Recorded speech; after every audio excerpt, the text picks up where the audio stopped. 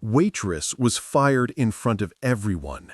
Then a billionaire saw her pendant and froze.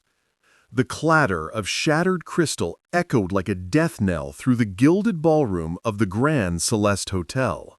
Chloe's hands, already trembling from exhaustion after a double shift, fumbled the tray of champagne flutes meant for the elite charity gala.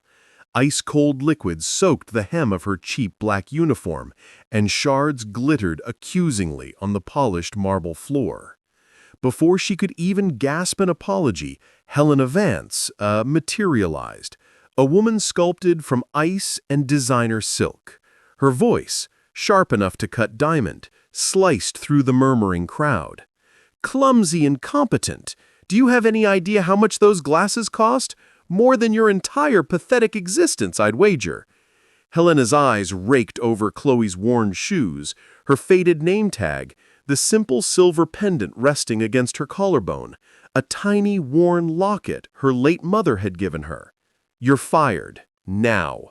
Clean this mess up and get out of my sight before you ruin another priceless thing." Humiliation burned hotter than any fever. Wealthy guests turned away, some smirking, others pretending not to see.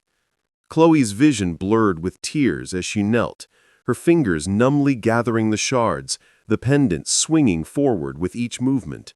Her world, the rent due tomorrow, her sick younger brother's medicine, the crushing weight of failure, collapsed into this single excruciating moment on the cold floor. Then a stillness fell over the nearby cluster of guests. A man in an impeccably tailored but understated suit had stopped dead. Alexander Thorne, the reclusive tech billionaire, known for his ruthless acquisitions and guarded privacy, wasn't looking at the mess or Helena's tirade.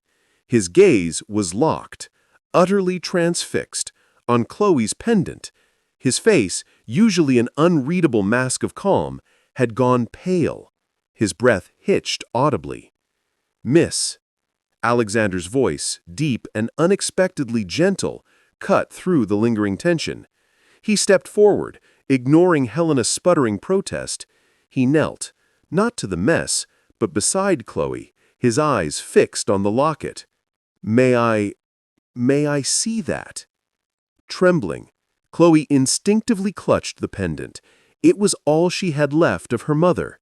But something in Alexander's eyes, raw, vulnerable, utterly unlike the cold power she expected, made her slowly unclasp the chain. She placed the cool silver in his outstretched palm. Alexander turned it over with reverence. His thumb traced the intricate, almost invisible engraving on the back, a tiny stylized E intertwined with a T. His voice, when it came, was thick with emotion. "Ilara Thorne, my sister." Silence.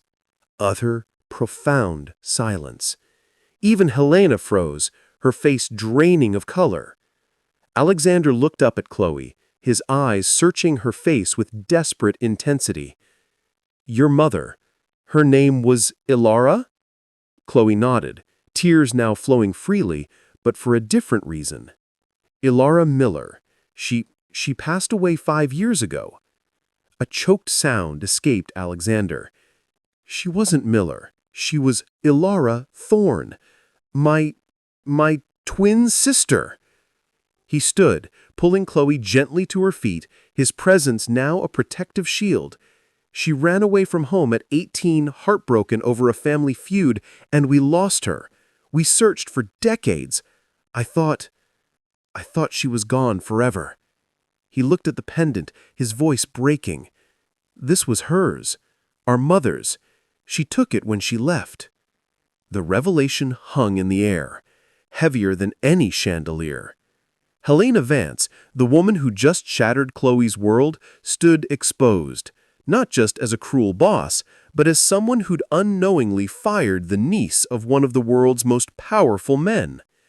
Alexander turned to Helena, his expression shifting from grief to steely resolve.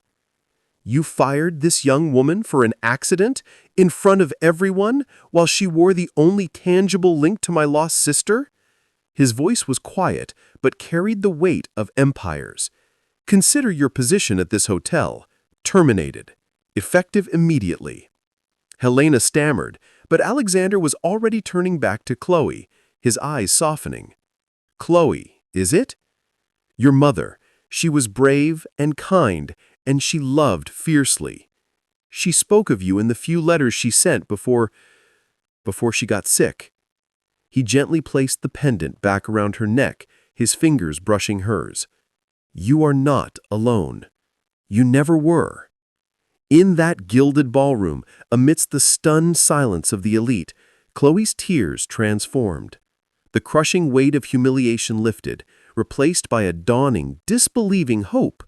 The pendant wasn't just a keepsake, it was a lifeline thrown across years of loss, connecting her to a family she never knew existed. Alexander Thorne didn't just recognize a pendant, he recognized her.